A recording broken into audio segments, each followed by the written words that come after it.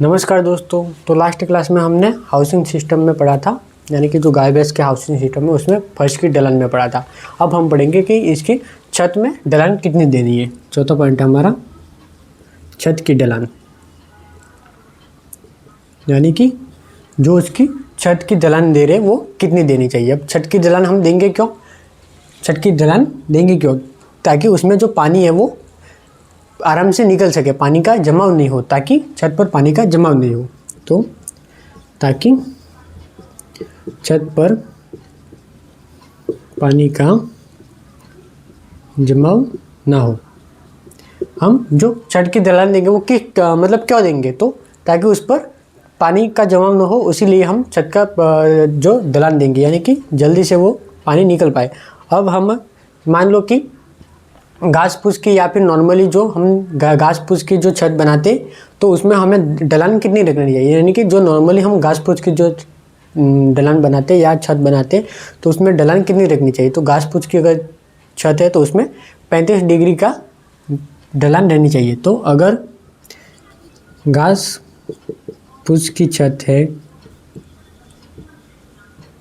छत में ढलान कितनी रखती है, तो वो रखनी है 35 डिग्री तक उसमें ढलान रखनी है, यानी कि 35 डिग्री के कोण पर या 35 डिग्री के एंगल पर उसकी ढलान रखनी है। और अगर मान लो कि टाइल है तो टाइल में क्या रहेगी, ढलान कम रखेंगे टाइल में, क्योंकि उसमें पानी थोड़ा इससे कम जमेगा। तो उसमें क्या रखेंगे, टाइल की जो छत रहती है, टाइल की छत रहेगी तो उसमें जो ढलान रखेंगे वो रखेंगे 35 डिग्री से हम कम रखेंगे। तो कितनी रखेंगे उसमें 25 से 30 डिग्री तक, 25 के 30 डिग्री के एंगल पर उसकी ढलान हम रखेंगे। और अगर सबसे कम अगर ढलान पूछे तो जो टीन रहती है या टीन की जो शीट रहती है, टीन की जो शीट रहती है उसमें क्या रहेगी कि उनका मतलब बनावट ही उसमें ऐसी रहती है जिससे वो पानी जल्दी से निकल जाए।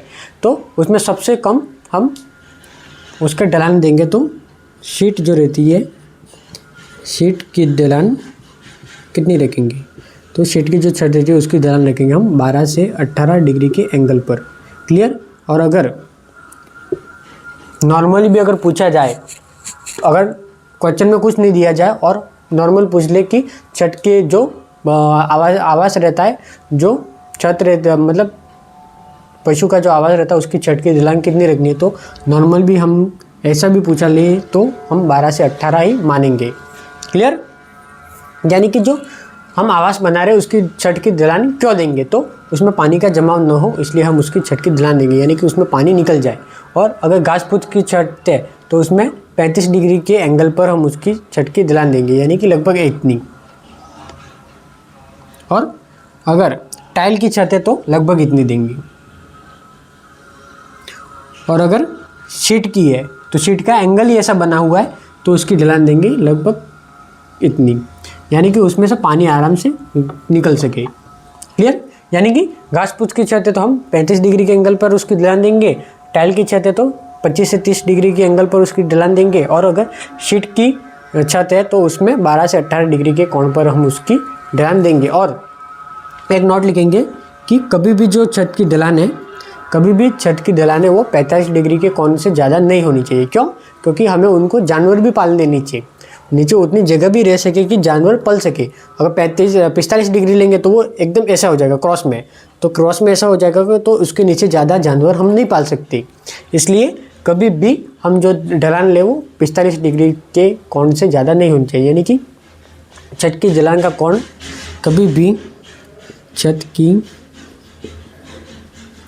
ढलान का कोण कभी भी 45 डिग्री के कोण से ज़्यादा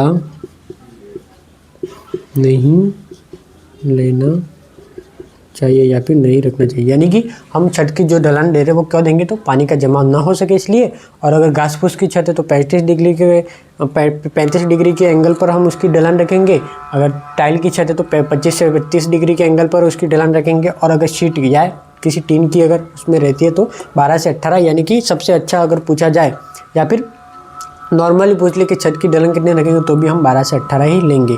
अगर कुछ नहीं दिया जाए तो तो हम 12 से 18 लिखेंगे, अगर शीट दिया जाए तो भी 12 से 18 देंगे, और सिर्फ पूछ लिया जाए कि घास फूस की कितनी देंगे तो 35, और टाइल कितनी देंगे तो 25 से 30। और नॉर्मली जो ढलान है वो 45 डिग्री के कोण से ज़्यादा नहीं रखनी है, क्योंकि उसमें वो फिर ज़्यादा क्रॉस में हो जाएगा, तो फिर उसके नीचे हम जानवर भी नहीं पाल सकेंगे। क्लियर। अब हम पढ़ेंगे कि जो खुली आवासीय प्रणाली है और अब हम पढ़ेंगे जो खुली आवासीय प्रणाली है और जो बंद आवासीय प्रणाली है। यानी कि जो खुली आवासीय प्रणाली है उसमें खुले आवास और बंद आवास का क्षेत्रफल कितना रखेंगे, कि मतलब जो जानवर रहते हैं उसके हिसाब से हम खुले आवास, बंद आवास और मेंजर की लंबाई कितनी रखेंगे। तो खुली आवासीय प्रणाली में, खुली आवासीय प्रणाली में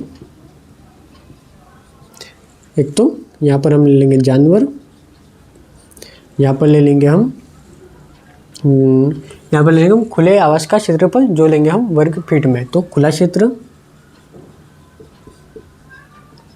जो रहेगा वर्ग फीट में, यहाँ पर लेंगे हम ढका क्षेत्र, वो भी रहेगा वर्ग फीट में। उसके बाद लेंगे हम मेंजर की लंबाई, वो रहेगी इंच में। और ये पुराना डाटा है, ठीक है। ये क्या है, पुराना डाटा है, ये पुराना डाटा है। नया जो डाटा है वो सेंटीमीटर और मीटर में रखा है, और जो पुराना डाटा है वो वर्ग फीट व इंच में रखा है। तो हमें दोनों डाटा याद रखने, क्योंकि कहीं से भी क्वेश्चन आ सकता है। तो अगर बछड़ा है, अगर बछड़ा है तो उसमें खुला क्षेत्र कितना होना चाहिए, खुला क्षेत्र उसमें रहेगा 15 से 20 वर्ग फीट, और ढका क्षेत्र कितना रहना चाहिए, तो उसमें रहेगा 15 से 60 वर्ग फीट उसमें ढका क्षेत्र।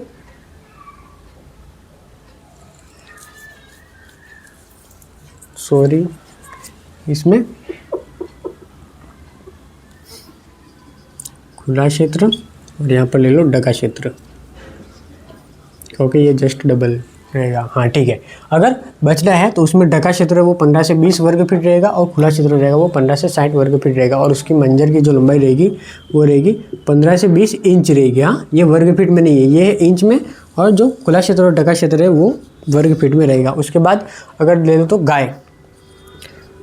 गाय में जो ढका हुआ क्षेत्र रहेगा वो रहेगा 20 से 30 वर्ग फीट, जो खुला क्षेत्र रहेगा वो रहेगा 80 से 100 वर्ग फीट, और इसमें जो मेंजर की लंबाई रहेगी वो रहेगी 20 से 24 इंच में। यानी कि अगर मेंजर आपको अगर समझ में नहीं आ रहा, तो जिस में वह खाना खाती है, तो ये यहाँ पर गाय बांध दी, ये गाय का मुंह है, और ये गाय खाना खा रही है, उसको ही बोलेंगे हम मेंजर। यानी कि जिस ऐसी जो संरचना बनाई जाती है जिसमें, या फिर जो तगारे रहते हैं उसमें जो गाय, या फिर कोई ऐसी संरचना बाड़ा बना जाए जिसमें वो चारा खाते हैं, उसको बोलेंगे हम मेंजर। फिर तीसरा ले लेंगे हम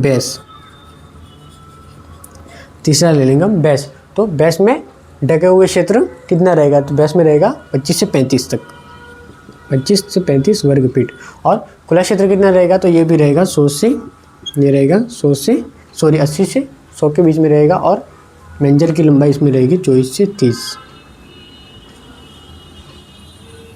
और अगर भैंस और गायबीन अगर गाय ले ले, यानी कि जो प्रेग्नेंट गाय रहती है, गायबीन गाय, यानी कि अगर जो प्रेग्नेंट गाय रहती है उसके लिए अगर खुला क्षेत्र देखें तो 100 से 120 रहेगा, और ढका क्षेत्र देखें तो 100 से 120 रहेगा, और खुला क्षेत्र रहेगा इसके लिए 180 से 200, और उसकी जो मेंजर की लंबाई रहेगी वो सेम ही रहेगी 24 से 30 तक।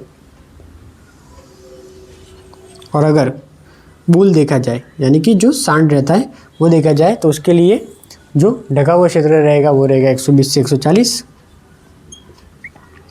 और खुला क्षेत्र इसका देखा जाए तो 200 से 250 रहेगा, और मेंजर की लंबाई इसमें रहेगी लगभग इतनी। ओके, यानी कि ये पुराना डाटा के हिसाब से है, जिसमें वर्ग फीट और इंच के हिसाब से लिखा है। अगर आपको ज़्यादा कुछ याद नहीं रहेगा, एक तो गाय का याद रखो और एक बुल का याद रखो, क्लियर। यानी कि और एक गायबीन गाय का रखो, ठीक है, यानी कि खुली आवासीय प्रणाली में जो उसमें खुला क्षेत्र, बंद क्षेत्र या ढका क्षेत्र और जो मेंजर की लंबाई है उसके हिसाब से हम ये पुराना डाटा है, जो पुराना डाटा है इससे बाई चांस अगर प्रश्न पूछ ले तो पूछ ले, बाकी इससे प्रश्न नहीं आएंगे। जो प्रश्न आएंगे वो नए डेटे से आएंगे जो कि मीटर और सेंटीमीटर में है। बाकी इससे चांस है कि थोड़ा बहुत प्रश्न पूछ सकते हैं, इसलिए इसको भी पढ़ना पड़ेगा। तो जो बछड़ा रहता है उसके लिए जो ढका क्षेत्र रहेगा वो 15 से 20, ये अगर वर्ग फीट में पूछे या इंच में पूछे तो इसके हिसाब से देंगे, और अगर सेंटीमीटर में पूछे और मीटर में पूछे तो वो नया डाटा या जो मैं आपको अभी आगे पढ़ाऊँगा उसमें हम उसके हिसाब से देंगे। तो बछड़ा पूछे तो ढका हुआ क्षेत्र 15 से 20, खुला क्षेत्र 15 से 60 और मेंजर की लंबाई 15 से 20। जो मेंजर की लंबाई वो रहेगी इंच में और खुला क्षेत्र और ढका क्षेत्र रहेगा वर्ग फीट में। इसमें ज़्यादातर नहीं तो गाय और गायबीन भैंस और बुल का तो याद रखना ही रखना है। तो गाय के रहेगा 20 से 30 ढका क्षेत्र, 80 से 100 रहेगा खुला क्षेत्र और 20 से 24 रहेगा मेंजर की लंबाई। गायबीन गैस में रहेगी 100 से 120 ढका क्षेत्र, 180 से 200 खुला और 24 से 30 रहेगा उसमें मेंजर की लंबाई। और बुल में रहेगा 120 200 और ये नॉर्मली आपको याद रख लेना है। क्लियर। अब पढ़ेंगे हम नया डाटा। ये तो पुराना डाटा था, अब पढ़ेंगे हम new data. New data. Clear. इसमें गाय भैंस तो सेम रहेगा,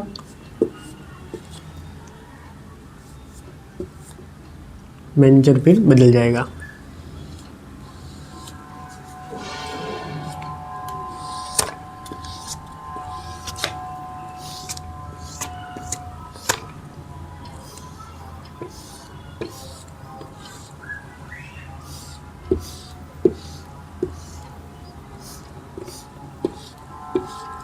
क्लियर।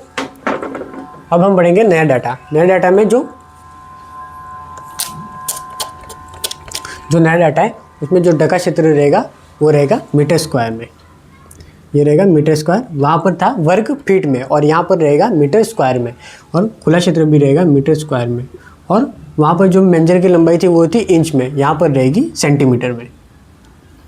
यहाँ पर जो मेंजर की लंबाई रहेगी वो रहेगी सेंटीमीटर में। क्लियर। अब हम पढ़ेंगे कि 8 सप्ताह से कम उम्र का बछड़ा, 8 सप्ताह से कम उम्र का बछड़ा। अब 8-60 ये हमें जो याद रखना है वो मेनली यही याद रखना है। तो इसके लिए ढका क्षेत्र रहेगा 1 मीटर स्क्वायर और खुला क्षेत्र रहेगा 2 मीटर स्क्वायर, और इसके जो मेंजर की लंबाई रहेगी वो रहेगी 40 से 50 सेंटीमीटर। क्लियर। यानी कि 40 से 50 इसमें सेंटीमीटर है। और 8 सप्ताह से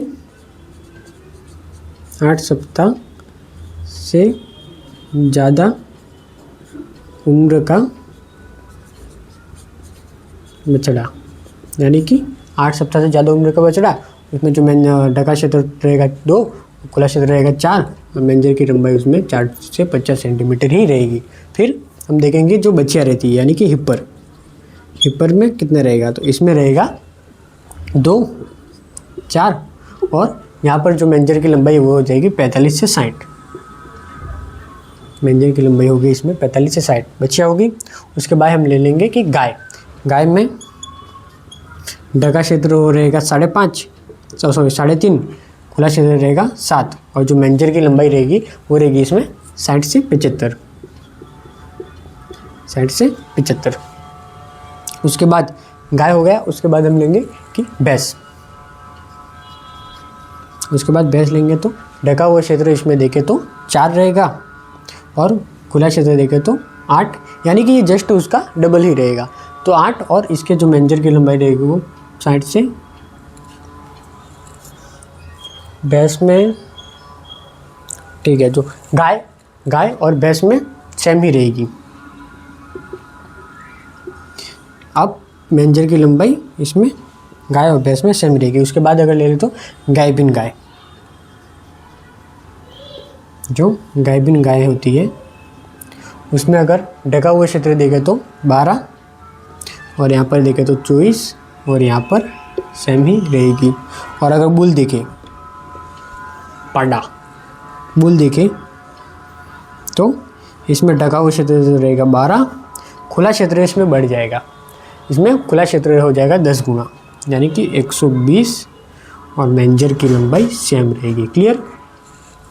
क्लियर। अब बुल का जो ढका क्षेत्र और खुला क्षेत्र इसमें इतना फ़र्क क्या हो गया, क्योंकि ये टोटली ये टोटली 2 गुना है और इसको 10 गुना क्यों ले लिया, क्योंकि जो बुल रहता है उसको हाफ ऑफ दी हर्ड बोलते हैं, यानी कि हाफ ऑफ दी हर्ड, यानी कि झुंड का आधा। झुंड का आधा क्यों बोलते हैं, क्योंकि उसमें जो जितनी भी गायें या फिर जितनी भी भैंसें हैं उनमें उसी बुल के उसमें जो गुण रहते हैं, इसलिए उसको बोलते हैं हम हाफ ऑफ दी हर्ड, यानी कि उसमें टोटल जो मीटिंग होती है वो उसी बुल से होगी, टोटल जो मीटिंग रहेगी वो उसी बुल से होगी, इसलिए हमें उसको बुल का उतना ज़्यादा ध्यान रखना है। तो इसी हिसाब से उस बुल को बोलेंगे हाफ ऑफ दी हर्ड, क्योंकि उसके सभी जो जितनी भी गायें रहेंगी उसमें जितने भी बछड़े होंगे उसमें उसी बुल के लक्षण जाएंगे। उसी बुल के लक्षण जाएगा तो जितना बुल जितना हेल्दी रहेगा उतने ही उसके बछड़े भी हेल्दी आगे पैदा होंगे। इसलिए बुल को हम एक्स्ट्रा उसमें टोटल जो रख रखाव उसका एक्स्ट्रा होता है, इसलिए उसके जो ढका क्षेत्र और खुला क्षेत्र का जो 10 गुना उसमें ज़्यादा रहता है। बाकी इन सब में ये देख लो 1 2 2 4 2 4 3.5 7 4 8 12 24, यानी कि इसका जस्ट डबल होता है और इसमें 10 गुना होता है। 10 गुना क्यों होता है, क्योंकि बुल को हाफ ऑफ दी हर्ड बोलते हैं और नॉर्मली से उसमें खुला क्षेत्र और ढका क्षेत्र में 10 गुना का फर्क रहता है। क्लियर। यानी कि अगर बछड़ा 8 सप्ताह से कम हो तो उसमें ढका क्षेत्र 4, खुला क्षेत्र 2 और 40 से 50, यानी कि ये लगभग इसके डबल होता है। नया जो डाटा है हमें नया जो याद रखना है वो ढका क्षेत्र जो रहता है वो लगभग खुले क्षेत्र का आधा रहता है, या फिर जो खुला क्षेत्र है वो ढके क्षेत्र से लगभग डबल होता है। क्लियर। यानी कि जो नया डाटा है उसमें हम याद रखेंगे एक तो मीटर स्क्वायर में आएगा और मेंजर की लंबाई आएगी उसमें सेंटीमीटर में, जो पुराना डाटा है उसमें वर्ग फीट में आएगा और इंच में आएगा, और इसमें लगभग जो ढका क्षेत्र रहता है वो उसका डबल रहता है खुला क्षेत्र। क्लियर। और जो बुल रहता है उसमें 10 गुना रहता है और ये नॉर्मली में डबल 2 गुना रहता है। क्लियर।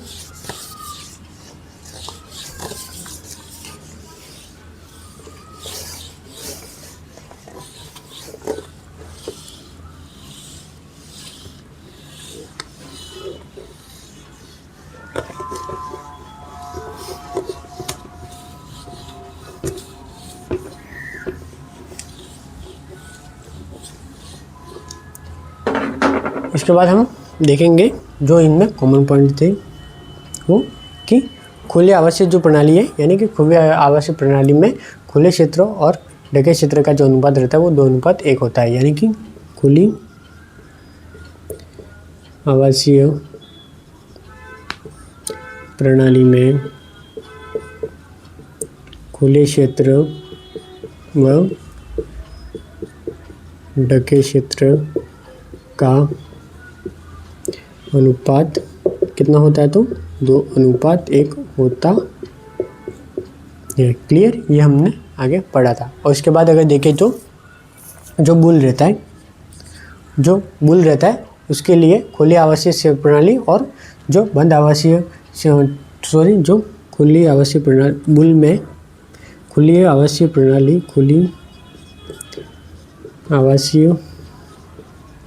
प्रणाली में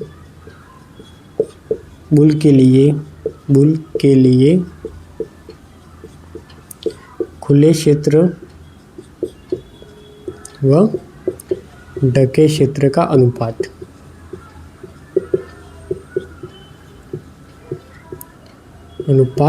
तो खुला क्षेत्र हो जाएगा उसके 10:1 होता है। क्यों? क्योंकि बुल को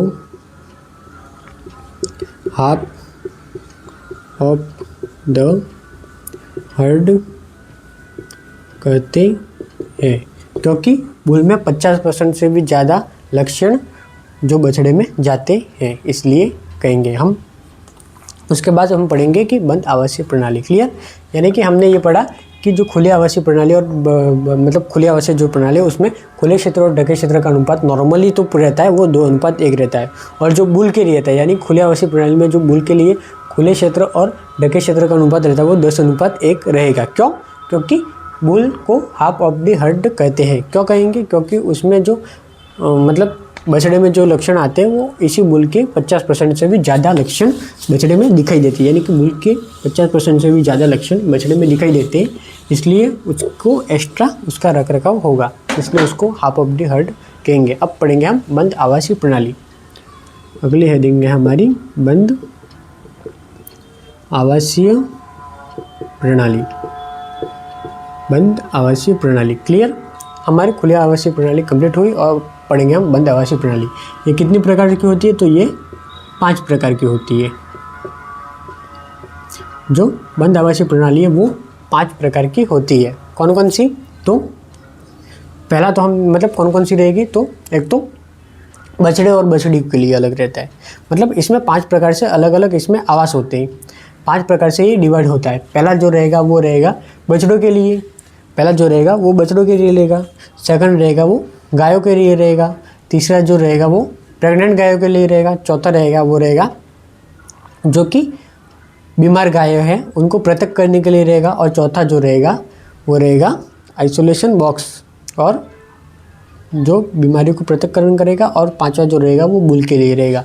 यानी कि इसमें कौन कौन से रहेंगे? तो पहला रहेगा इसमें यंग, यानी कि young stock shade, young stock shade. इसमें मतलब इस आवासीय प्रणाली में 5 भाग होते हैं।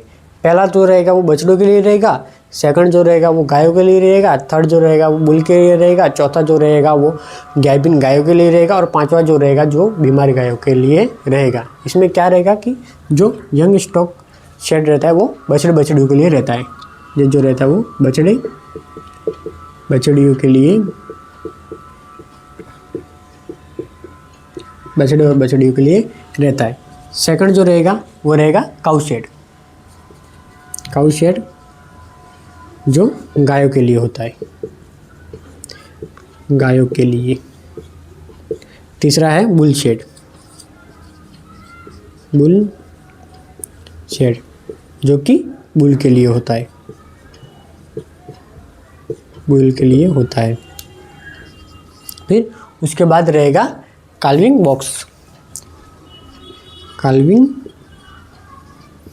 बॉक्स। तो इसको काल्विंग बॉक्स क्यों बोलेंगे? क्योंकि जो उसमें जो प्रसव की क्रिया है, जो प्रसव की क्रिया उनको गाय भैंस में काल्विंग बोलते हैं। गाय भैंस में प्रसव की क्रिया को काल्विंग बोलेंगे, इसलिए इसको बोलेंगे काल्विंग बॉक्स, यानी कि जो प्रसव का स्थान है, जो जहाँ पर हम प्रेग्नेंट कैटल को रखेंगे। तो ये रहेगा प्रेग्नेंट कैटल के लिए। तो इसको काल्विंग बॉक्स क्यों बोलेंगे? क्योंकि इस जहाँ पर उनकी काल्विंग हो रही है, यानी कि जहाँ पर प्रसव हो रहा है। क्योंकि हम गाय भैंस में प्रसव क्रिया को क्या बोलेंगे? काल्विंग ही बोलते हैं ना, पहले पढ़ा है कि गाय भैंस में जो प्रसव क्रिया उनको काल्विंग बोलेंगे। तो इसको बोलेंगे हम काल्विंग बॉक्स, जहाँ पर हम प्रेग्नेंट जो कैटल रहती है उनको रखेंगे। पांचवा रहेगा आइसोलेशन, पांचवा जो रहेगा वो रहेगा आइसोलेशन बॉक्स। आइसोलेशन बॉक्स यानी कि जो बीमार जानवर है उनको स्वस्थ जानवरों से पृथक करने के लिए। तो बीमार जानवरों को स्वस्थ जानवरों से पृथक करने के लिए। क्लियर? यानी कि जो बंद आवासीय प्रणाली रहती है वो 5 प्रकार से डिवाइड होती है। बंद आवासीय जो प्रणाली रहती है वो 5 प्रकार से डिवाइड होती है, जिसमें पहला जो रहता है वो रहेगा यंग स्टॉक शेड, यानी कि बछड़ों के रखने के लिए। सेकंड रहेगा वो काऊ शेड रहेगा, यानी कि गायों के लिए, और बुल शेड यानी कि बुल के लिए। फिर रहेगा कि काल्विंग बॉक्स, यानी कि जो जहाँ पर प्रेग्नेंट कैटल को रखा जाता है। जहाँ काल्विंग बॉक्स यानी कि काल्विंग बॉक्स किससे आई? काल्विंग से, यानी कि जो गाँव में गाय जो रहती है उसके प्रसव की क्रिया जो होती है उसको बोलेंगे हम काल्विंग। तो उसी से आई ये टर्म काल्विंग बॉक्स। उसके बाद आइसोलेशन बॉक्स। ये आइसोलेशन और क्वारंटाइन हमने पहले भी मतलब आपने पहले भी सुना होगा। आइसोलेशन और क्वारंटाइन पहले भी सुना होगा। क्वारंटाइन यानी कि बीमारी की संभावना है या फिर बीमारी के लक्षण के हिसाब से उनको अलग रखना, और आइसोलेशन रिपोर्ट आने के बाद कंफर्म है कि बीमारी हुई है, उसको बोलेंगे हम आइसोलेशन बॉक्स, यानी कि कंफर्म होने के बाद उनको अलग रखना। यानी कि जो बीमार जानवर उनको कंफर्म हो रहे तो उनको अलग रखेगा। 5 प्रकार से है बंद आवासीय प्रणाली। उसमें पहला है यंग स्टॉक जो बछड़ बछड़ियों के लिए रखते हैं, काउ शेड जिसमें गायों के लिए, बुल शेड जो बुल के लिए, काल्विंग बॉक्स जो प्रेग्नेंट एनिमल है इनके लिए, आइसोलेशन बॉक्स जो बीमार एनिमल है उनके लिए। उनसे भी हमें जो मेनली हमें पढ़ना है वो पढ़ना ही है काउ शेड। जो मेनली हम पढ़ेंगे वो पढ़ेंगे काउ शेड। इन चारों को बाद में देखेंगे, बाकी जो पहले पढ़ेंगे हम वो रहेगा cow shade. Clear?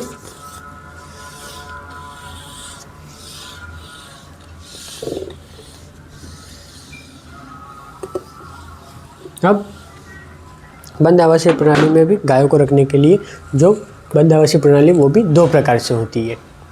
Clear?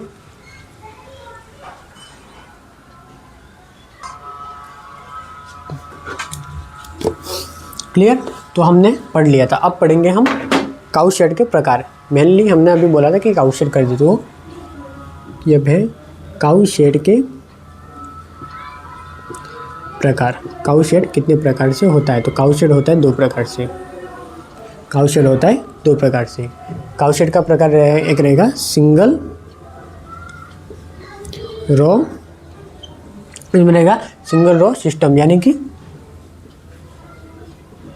Single row system यानी कि अगर एक ही लैंड में जानवरों को बांधना, यानी कि एक ही रस्सी से जानवरों को बांधना, एक ही पंक्ति में जानवरों को बांधना, उसे बोलेंगे हम single row system. Single row system किसे बोलेंगे? एक ही पंक्ति में जानवरों को बांधना या एक ही रस्सी में जानवरों को बांधना, उसे बोलेंगे हम सिंगल रो सिस्टम। और ये यूज में कब लेते हैं? जब गायों की संख्या 12 से कम हो, तो इसको बोलेंगे हम एक पंक्ति प्रणाली। एक यानी सिंगल यानी कि एक, रो यानी पंक्ति, सिस्टम यानी कि प्रणाली, यानी कि एक पंक्ति प्रणाली इसको बोलेंगे, या फिर एकल पंक्ति प्रणाली, एकल पंक्ति प्रणाली। क्लियर? और इसमें क्या, इसको किसको यूज़ में करते हैं, मतलब इसमें कैसे जानवरों को यूज़ करते हैं? तो यदि गायों की संख्या 12 से कम हो, 12 से, अगर गायों की संख्या 12 से कम हो तो हम सिंगल रो सिस्टम यूज में करेंगे। फिर दूसरा है डबल रो सिस्टम। दूसरा है डबल रो सिस्टम, जिसे हम बोलेंगे दोहरी पंक्ति प्रणाली। ये कब उपयोग करेंगे? तब जब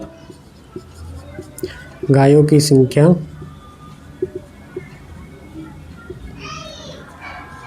12 से ज़्यादा हो। क्लियर? तो एक सिंगल रो यानी कि जो काउ शेड के जो प्रकार है वो 2 प्रकार से, एक तो सिंगल रो और एक है डबल रो, यानी कि एकल पंक्ति प्रणाली और एक दोहरी पंक्ति प्रणाली। एकल पंक्ति प्रणाली यानी कि एक ही लाइन में गायों को बांधना। दोहरी पंक्ति प्रणाली यानी कि एक तरफ भी गायों को बांधना और इस तरफ से गायों को बांधना, यानी कि 2 पंक्तियों में गायों को बांधना। क्लियर? अब सिंगल रो प्रणाली हम कब यूज़ में करेंगे? जब गायों की संख्या 12 से कम हो, तब हम सिंगल रो प्रणाली हम यूज़ में करते हैं। और डबल रो प्रणाली हम कब उपयोग में करेंगे? जब गायों की संख्या 12 से ज़्यादा हो, तब हम करेंगे। अब जो डबल रो प्रणाली है उसको हम डिटेल में देखेंगे। अब देखेंगे हम डबल रो सिस्टम को डिटेल में। तो double row system, double row system है, ये भी 2 प्रकार से होता है। एक तो रहता है face to face, face to face. दूसरा रहता है वो रहता है tail to tail, tail to tail, यानी कि फेस टू फेस, यानी कि फेस टू फेस यानी कि आमने सामने। फेस टू फेस हम नॉर्मली बोलते हैं ना, फेस टू फेस मिल यानी कि आमने सामने मिल, या फिर दोनों के सिर आमने सामने, उसको ही बोलेंगे हम फेस टू फेस। इसको हम अगर समझे तो ये जो टोटल बाड़ा है, ये टोटल बाड़ा है, तो इसमें क्या रहेगा कि ये जो मेंजर है, ये मान लो मेंजर, तो इनको गायों में ऐसे बांधा जाता है। ये जो चिन्ह करा वो गायों का मुंह है, तो इसमें गायों को ऐसा बांधा जाता है। इसमें गायों को ऐसा बांधा, यानी कि मेंजर तो एक ही है, उसमें मेंजर तो एक ही है और गायों को आमने सामने बांधा जा रहा है, इसको बोलेंगे हम फेस टू फेस, यानी कि दोनों के फेस सामने सामने सामने सामने फेस है तो इनको बोलेंगे एक फेस इन भी, इसको बोलेंगे फेस इन। फेस इन यानी कि सर पास है या जो उसके जो चेहरे वो आमने सामने, उनको बोलेंगे फेस इन। तो इनमें मैनेजर तो बीच में रहेगा और मैनेजर से गाय को ऐसे बांधा जाता है जैसे उनका शरीर मतलब उनका जो सर है वो या फिर सिर है वो आमने सामने या फिर उनका मुंह आमने सामने लगे, और इनमें जो नाली रहती है वो पीछे बनाई जाती है, इनमें यूँ पीछे नाली बनाई जाती है। क्लियर?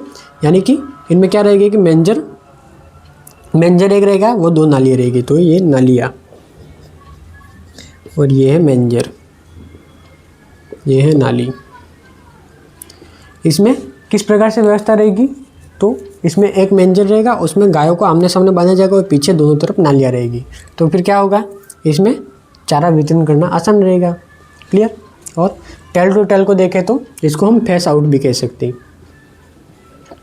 फेस आउट क्यों बोलेंगे? क्योंकि इनके जो सर है या फिर जो चेहरे है वो एक दूसरे से दूर है, और इसमें फेस इन क्यों बोल रहे हैं? क्योंकि एक दूसरे के पास है इसलिए। तो इसमें गायों को कैसे बांधा जाएगा? तो ये मान लो ये नाली है, इसमें नाली उल्टी दिशा में रहेगी, ये नाली है, ये क्या है? नाली। और गाय ये मैनेजर है, मैनेजर दोनों तरफ है इनके, और गायों को ऐसे बांधा जाएगा।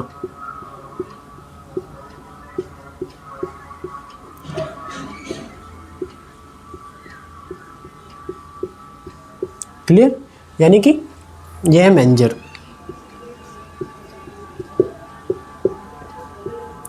मैनेजर में कैसे बांधा जाएगा कि नाली बीच में एक है और दोनों तरफ मैनेजर है, और उनको गायों को इस तरफ बांधा गया है कि दोनों के मुंह अलग अलग रहे और इनके जो पूंछ है वो एक साइड में हो, इनकी पूंछ एक साइड में हो और मुंह अलग अलग हो। इसमें क्या रहता है कि मुंह एक तरफ है और पूंछ अलग अलग है। एक तरफ फिर से समझाता हूँ आपको एक बार कि फेस टू फेस, हम फर्स्ट पढ़ रहे हैं हम face to face. Face to face में कैसे रहेगा कि उसमें एक मैनेजर रहेगा और एक ही मैनेजर में सभी गाय चारा या जो भी खाएगी, चारा दाना यानी जो खाएगी वो एक ही मैनेजर में खाएगी, यानी कि उनका जो फेस है वो आमने सामने रहेगा, और इनमें एक मैनेजर पाई जाएगी और दो नालियाँ पाई जाएगी। और इसमें क्या रहेगा कि इसमें जो गाय बांधते हैं वो इसके जस्ट ऑपोजिट बांधते हैं। इसमें फेस टू फेस बांध रहे थे और इसमें टेल टू टेल बांध रहे थे। फेस टू फेस यानी कि मुंह आमने सामने, टेल टू टेल यानी कि पूंछ आमने सामने। समझ में आ रहा है? फेस टू फेस यानी कि मुंह आमने सामने और टेल टू टेल यानी कि उसके पूंछ आमने सामने। तो इसमें क्या रहेगा कि जस्ट इसके ऑपोजिट बांधेंगे, क्योंकि इनमें मुंह आमने सामने बांध रहे थे और मैनेजर बीच में था। इसमें क्या रहेगा कि मैनेजर तो साइड में, मैनेजर साइड में और इनमें पूंछ आसपास है, पूंछ पास पास है। तो इसमें नाली बीच में रहेगी, जहाँ पर वेस्टेज होगा वहीं पर नाली लगाएंगे और जहाँ पर खाएंगे वहाँ पर मैनेजर लगाएंगे। इसमें सेम है, जहाँ पर खा रहे वहाँ पर मैनेजर लगाए, जहाँ पर वेस्टेज है वहाँ नाली है। तो इसमें नालियाँ दो है और मैनेजर एक है, इसमें नाली एक है और मैनेजर दो है। एक बात मैं क्लियर आपको बता रहा हूँ कि इसमें क्या रहता है, फेस टू फेस में सर पास रहेंगे और टेल टू टेल में सर दूर रहेंगे और पूंछ पास रहेगी। क्लियर? तो यहाँ तक क्लियर? क्लियर? अगर अभी भी समझ में नहीं आए तो ढक्कन में पानी लेके डूब मरो, चुल्ली पर पानी में डूब मरो। अब एक बार फिर से समझा रहा हूँ कि इसमें फेस पास रहेंगे, उसमें टेल पास रहेगी। उसको वो इसलिए इसको बोले फेस टू फेस, उसमें वो बोलेंगे टेल टू टेल। क्लियर? अब हम देखेंगे कि इनके फायदे व नुकसान।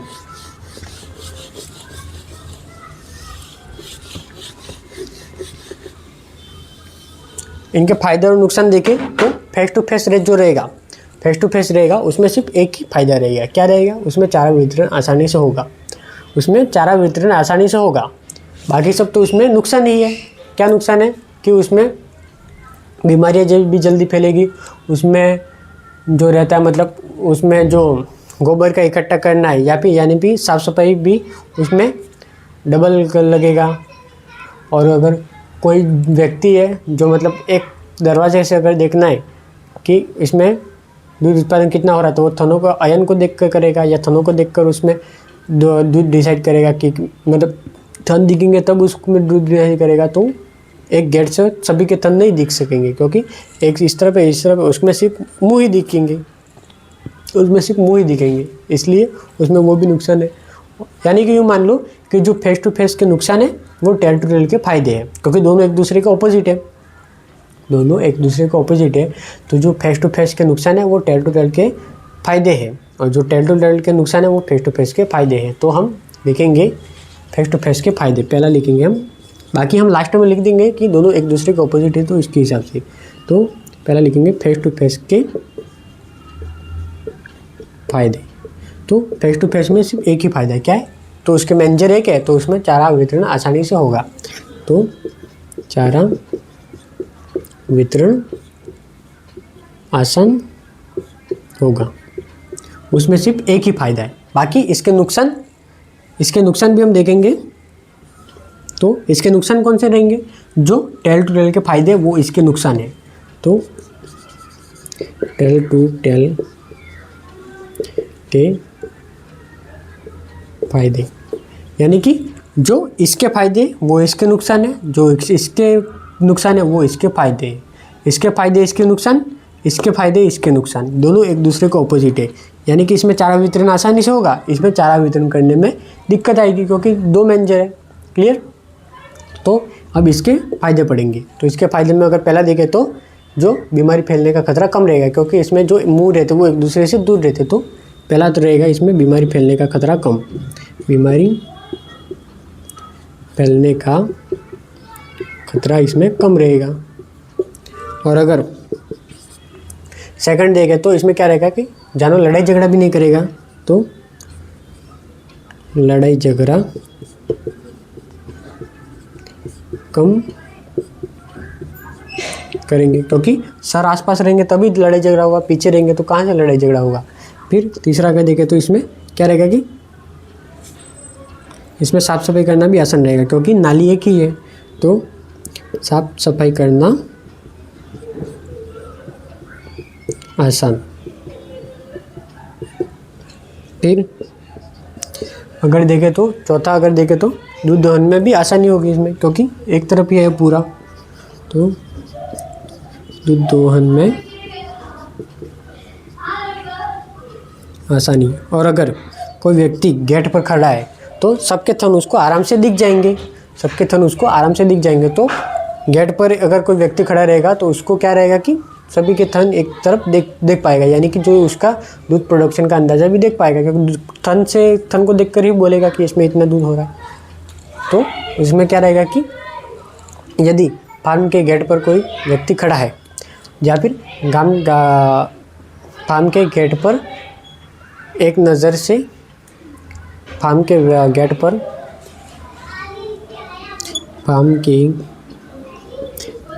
पर खड़ा व्यक्ति एक नज़र में मिल्क प्रोडक्शन का अंदाज़ा लगा सकता है, क्योंकि उसके थन उसको जस्ट सामने सामने दिख जाएंगे। तो अगर फेस टू फेस रहेगी तो एक तरफ के थन उस तरफ रहेंगे, एक के थन उस तरफ रहेंगे, मुंह ही पास रहेंगे, तो उसमें उस तरफ जाना पड़ेगा, उस तरफ जाना पड़ेगा। इसमें क्या रहेगा कि सब थन सामने सामने उसमें दिख जाएंगे। क्लियर? फिर इसमें क्या रहेगा कि आगे हम लिखेंगे कि एक नोट लगा के लिखेंगे। क्लियर? फेस टू फेस में क्या रहेगा, सिर्फ चारा वितरण ही आसान होगा, और टेल टू टेल में क्या होगा कि बीमारी फैलने का खतरा भी कम होगा, इसमें लड़ाई झगड़ा भी कम होगा, साफ सफाई में भी आसानी होगी, दूध दोहन में भी आसानी होगी, और फार्म पर जो खड़ा व्यक्ति है वो मिल्क प्रोडक्शन का अंदाज़ा भी आसान से लगा पाएगा। अब हम नोट लिखेंगे एक कि जो इसके फ़ायदे वो उसके नुकसान, जो उसके फ़ायदे वो उसके नुकसान। क्लियर? तो हम लिखेंगे कि नोट लगा के लिख दो कि जो टेल टू टेल के फायदे वो फेस टू फेस के नुकसान, फेस टू फेस के नुकसान। और ऐसे भी लिख सकते हो कि जो फेस टू फेस के फायदे, फेस टू फेस के फायदे वो टेल टू टेल के नुकसान। क्लियर? यानी कि दोनों एक दूसरे के ऑपोजिट है, तो हम क्लियर लिख सकते हैं कि जो फेस टू फेस के फायदे वो टेल टू टेल के नुकसान, जो टेल टू टेल के फायदे वो फेस टू फेस के नुकसान। तो यहाँ पर हमारा हाउसिंग सिस्टम आगे, मतलब यहाँ तक हमारा खत्म। तो आगे हम पढ़ेंगे कि एक तो सिंगरोधन,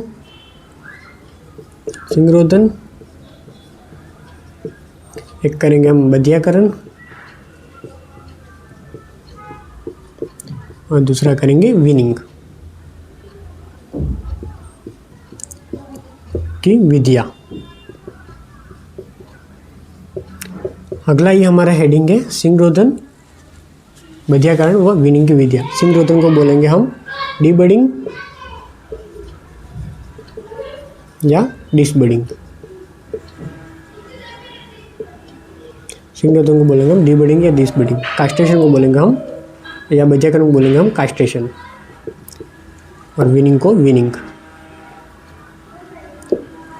डिसबडिंग या डीबडिंग हॉर्नबर्ड को जलाना या नष्ट करना। बधियाकरण, उसमें बधियाकरण यानी कि उसकी प्रजनन क्षमता को ख़त्म करना, और विनिंग यानी कि उसमें गाय में दूध को, बछड़े को दूध को छुड़ाना। क्लियर। अब हम पढ़ेंगे पहला ही सिंगरोधन। सिंगरोधन क्लियर। सिंगरोधन यानी कि हमको सिंग को काटना नहीं है, हमें उसको उगने से रोकना है।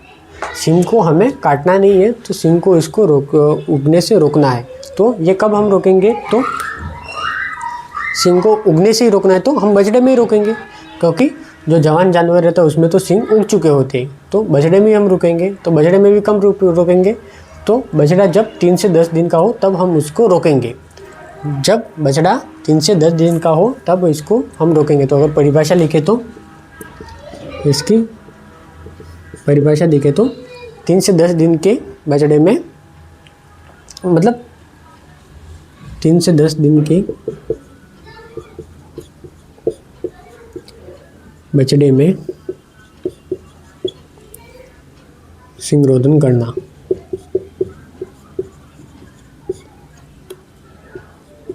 यानी कि 3 से 10 दिन का उम्र का जो बछड़ा रहता है तब उसमें सिंगरोधन को ही बोलते हैं सिंगरोधन या डिसरोधन, या फिर सिंग उगने से रोकना। सिंग उगने से रोकना। क्लियर। तो जो सिंगरोधन की परिभाषा है उसको क्या लिखेंगे कि 3 से 10 दिनों के बछड़े में सिंग को उगने से रोकना, उसको ही बोलेंगे हम सिंगरोधन। यानी कि सिंग को रोकने से पहले ही मतलब उगने से पहले ही रोक देना। तो कब करेंगे, तो ये कैसे करेंगे, तो हॉर्नबर्ड को जला देंगे। हॉर्नबर्ड यानी कि हॉर्नबर्ड कैसे रहते, ये मान लो कि ये स्किन है, ये क्या है, ये क्या है स्किन, और ये है फ्रंटल बोन। ये है, सामने ही बनाता हूँ, ये है स्किन और ये है फ्रंटल बोन। ये इतने दूर दूर नहीं होते, पर आपको सिर्फ बता रहा हूँ, इसलिए आपको समझाने के लिए ये इतने दूर दूर बना रहा हूँ। अब स्पिन कर क्या होगी कि हॉर्नबर्ड उगेंगे। ये है हॉर्नबर्ड, यानी कि जब बछड़े जब छोटे रहते तब उसको अगर उसके सिर पर अगर यूँ देखा जाए तो उसके हमें एक संरचना पाई जाती है जो जहाँ सिंग के उगने जैसा रहता है, वो उसको बोलते हैं हम हॉर्नबर्ड। तो हॉर्नबर्ड क्या रहते हैं, जो हॉर्नबर्ड रहता है वो क्या रहता है कि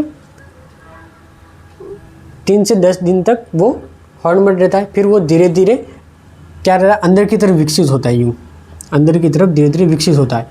और जब फ्रंटल बोन तक पहुँचेगा, जब फ्रंटल बोन तक पहुँचेगा तो उस फ्रंटल बोन क्या करेगा, मेनली हड्डी है, और फ्रंटल बोन से फिर सिंग निकलेंगे। तो हमें क्या करना है कि ये जो हॉर्नबर्ड है उसको ही समाप्त कर देना है। तो फिर इस तक फ्रंटल बोन तक उस पर संदेश ही नहीं पहुँचेगा, फ्रंटल बोन तक संदेश ही नहीं पहुँचेगा, जिससे वो फ्रंटल बोन सिंग नहीं निकलेगा। अब मान लो कि ये स्किन है, जब बछड़ा छोटा रहता है तब हम उनको सिर पर यूँ महसूस करते हैं, जहाँ पर सिंग उगते हैं वहाँ पर अगर यूँ उंगली लगा के यूँ महसूस करें तो वहाँ पर एक संरचना पाई जाती है जिसको बोलेंगे हम हॉर्नबर्ड। हॉर्नबर्ड इसका कार्य क्या है, तो ये क्या करेगी कि ये अंदर तक जाएगी और स्किन के अंदर जाएगी और फ्रंटल बोन तक जाएगी। फ्रंटल बोन तक ये मैसेज पहुँचाएगी, भाई अब तुम सिंग उगा लो, अब मैं निकला तुम सिंग उगा लो, यूँ करके ये मैसेज पहुँचाएगी। तो फिर मैसेज जैसे ही फ्रंटल बोन तक पहुँचेगा, फ्रंटल बोन तुरंत ही सिंग उगा लेगी, यानी कि फ्रंटल बोन सिंग उगाने की प्रक्रिया को चालू कर देगी। तो हमें क्या करना है कि इन हॉर्न बर्ड को ही स्टार्टिंग में ही जला देना, जिससे इसमें ये मैसेज नहीं पहुँचे। तो स्टार्टिंग में तो कब जलाएंगे, तो जब बछड़ा 3 से 10 दिन का हो तभी हम इसको हॉर्न बर्ड को जला लेंगे। उसके बाद अगर जलाएंगे तो कोई मतलब नहीं रहेगा, क्योंकि तब तक तो मैसेज फ्रंटल बोन तक पहुंचाएगा। 3 से 10 दिनों के बीच फ्रंटल बोन तक मैसेज नहीं पहुंचता, जिससे हम इसको जला सकेंगे। उसके बाद मैसेज पहुंच जाएगा तो फिर क्या होगा, हम भले ही हॉर्न बर्ड को जला ले फिर कोई फ़र्क नहीं आएगा। भले ही फिर हम हॉर्न बर्ड को जला ले कोई फ़र्क नहीं आएगा, फिर तो फ्रंटल बोन तक मैसेज पहुँच गया तो फिर सिंग तो उगेंगे ही। क्लियर, यानी कि हमें हॉर्न बर्ड को ही जला देना है। कब जलाना है, 3 से 10 दिनों के अंदर, यानी कि जब 3 से 10 दिनों का बछड़ा हो तब हमें हॉर्न बर्ड को जला देना है। क्लियर, तो 3 से 10 दिन के बछड़े में सिंग उगने से रोकना, उसको ही बोलेंगे हम सिंग रोधन या फिर डीबडिंग या फिर डिसबडिंग। तो क्या करेंगे, अब जो उसके हॉर्न बर्ड है उसको जलाकर नष्ट कर देंगे। तो 3 से 10 दिन के जो बछड़ा रहता है उसके हॉर्न बर्ड को जलाकर नष्ट कर देते, यानी कि उसके जो हॉर्न बर्ड है उसको जलाकर नष्ट कर देंगे, ताकि उसमें सिंग ही ना उगे, ताकि सिंग को उगने से रोक दिया जाए। अब उसमें हॉर्न बर्ड ही अगर जल गए तो वो मैसेज फ्रंटल बोन तक पहुंचेगा नहीं और उसमें सिंग भी नहीं उगेंगे। और ये प्रक्रिया हमें कम करनी है, 3 से 10 दिन का जब बछड़ा हो तब हमें कर लेना है। उसके बाद फिर अगर एक बार फ्रंटल बोन तक मैसेज पहुंच गया, फिर सिंग फ्रंटल बोन तक मैसेज पहुंच गया, उसके बाद हम कितना भी हॉर्न बर्ड को जला लें फिर कोई मतलब नहीं आएगा। क्यों नहीं आएगा, क्योंकि मैसेज पहुंच गया तो फ्रंटल बोन फिर वो सिंग को उगाने की प्रक्रिया चालू रखेगा। फिर हमें 3 से 10 दिन के भीतर ही वो काम कर देना है। तो क्या करेंगे, तो उसको हॉर्न बर्ड को जला लेना है। फिर सिंग फ्रंटल बोन से निकलते हैं, जो सिंग रहते हैं वो फ्रंटल बोन से निकलते हैं, क्योंकि क्या होता है कि जो हॉर्न बर्ड रहते हैं वो फ्रंटल बोन को स्टिमुलस देते हैं। तो सिंग फ्रंटल बोन से निकलते हैं, क्योंकि हॉर्न बर्ड फ्रंटल बोन को या तो संदेश पहुंचाता है या फिर ऐसे लिखेंगे कि स्टिमुलस देता है, यानी कि उसको उत्प्रेरक करता है, स्टिमुलाइज करता है। यानी कि या तो संदेश पहुंचाता है या फिर उसको स्टूल में मतलब उत्प्रेरित करता है कि भाई अब तुम सिंग उगाओ। क्लियर, यानी कि सिंग रोधन कब करेंगे, 3 से 10 दिनों के उम्र का जब बछड़ा हो तब हम उसको सिंग रोधन करेंगे। उसमें क्या करेंगे कि उसके जो हॉर्न बर्ड रहते हैं उसको जला देंगे। तो फिर क्या होगा, सिंग बर्ड को मतलब जो हॉर्न बर्ड है उसको जला दिया तो उसमें क्या रहेगा कि उसको मैसेज आगे नहीं पहुंचेगा फ्रंटल बोन तक, तो उसमें सिंग नहीं उगेंगे। क्लियर, अब हमें जो सिंग रोधन की विधियाँ है वो हम लिखेंगे। तो हमें सिंग रोधन की विधियाँ हम लिखेंगे। क्लियर, तो सिंग रोधन की विधियाँ, तो कैसे कैसे हमें हॉर्न बर्ड को जलाना है, कैसे हमें हार्मोन को जलाना है वो हम पढ़ेंगे। क्लियर, तो हम देखेंगे कि रासायनिक विधि है उसकी 2 प्रकार से हमें उसको करना है, एक तो रासायनिक विधि से और दूसरा रहता है इलेक्ट्रॉनिक विधि से। इलेक्ट्रॉनिक 2 प्रकार से हमें करना है, एक तो रासायनिक विधि से और इलेक्ट्रॉनिक विधि से। रासायनिक विधि में क्या करेंगे कि इसमें रसायन लेंगे, कौन से लेंगे, कास्टिक। इसमें जो कास्टिक औषधि है वो लेंगे, कास्टिक औषधि में भी कौन सी, एक तो NaOH और KOH, यानी कि कास्टिक सोडा और इसको बोलेंगे हम कास्टिक पोटाश। इसको मेनली हम कास्टिक पोटाश ही लेंगे। अगर दोनों ऑप्शन में है तो हम कास्टिक पोटाश को हम लॉक करेंगे। क्लियर? यानी कि सिंगरोधन की अगर रासायनिक विधि पूछे तो उसमें कास्टिक औषधि लेंगे, उसमें एक तो कास्टिक और पोटाश लेंगे और कास्टिक सोडा लेंगे, उसमें मेनली कास्टिक पोटाशियम उपयोग में लेंगे। और इलेक्ट्रॉनिक विधि से तो इसमें रहेगा इलेक्ट्रॉनिक डिहॉर्नर द्वारा। तो इलेक्ट्रॉनिक डिहॉर्नर द्वारा, तो इलेक्ट्रॉनिक डिहॉर्नर द्वारा यानी कि उसको गर्म करते हैं। गर्म कितना करेंगे तो 1000 डिग्री फ़ारेनहाइट पर 10 सेकंड के लिए। क्लियर?